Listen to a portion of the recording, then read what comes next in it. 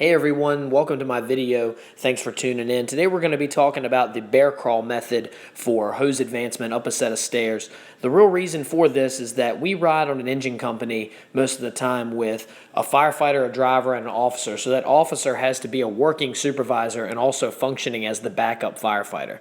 So this can lead to some complications when you're advancing hose lines into a building, especially up a set of stairs. So we kind of came up with this method that allows for the firefighter and the nozzle firefighter to rapidly deploy hose up a set of stairs and get that lead length, that first 50 feet, up to the stair landing, keeping everybody out of that travel path of smoke, heat, fire, and then getting that set of hose, that first 50 feet, up to a landing in order to be positioned to go right or left down a hallway or to make a direct impact on a fire from there, with both firefighters being together and ready to move, and that officer still being able to supervise that function of where to go and how to direct the stream.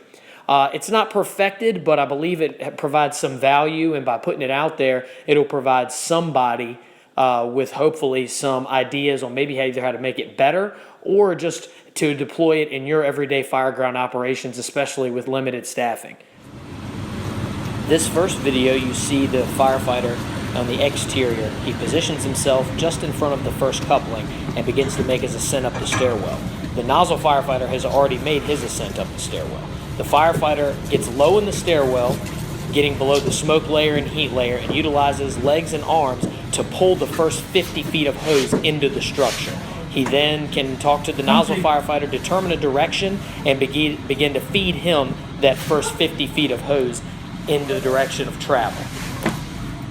This next video shows the interior view of the bear crawl method. The nozzle firefighter makes his way up the stairs. He gets to the top of the landing.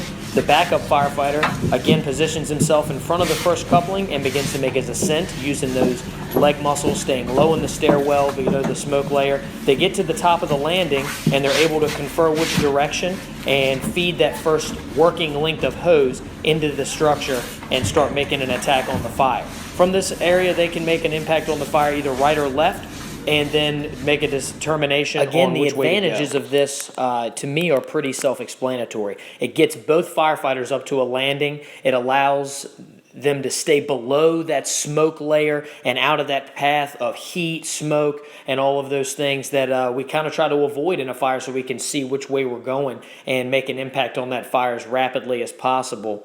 It also allows for that working supervisor to still assist in getting that first line into the structure, but allow them to still supervise the direction and flow of that nozzle, which, as we know, even when dealing with senior firefighters, sometimes that officer has a better perspective on dealing with that. Again, also adding all the other additional responsibilities of an officer, such as radio communication and sometimes initial on-scene command and control of the incident until the arrival of a battalion chief.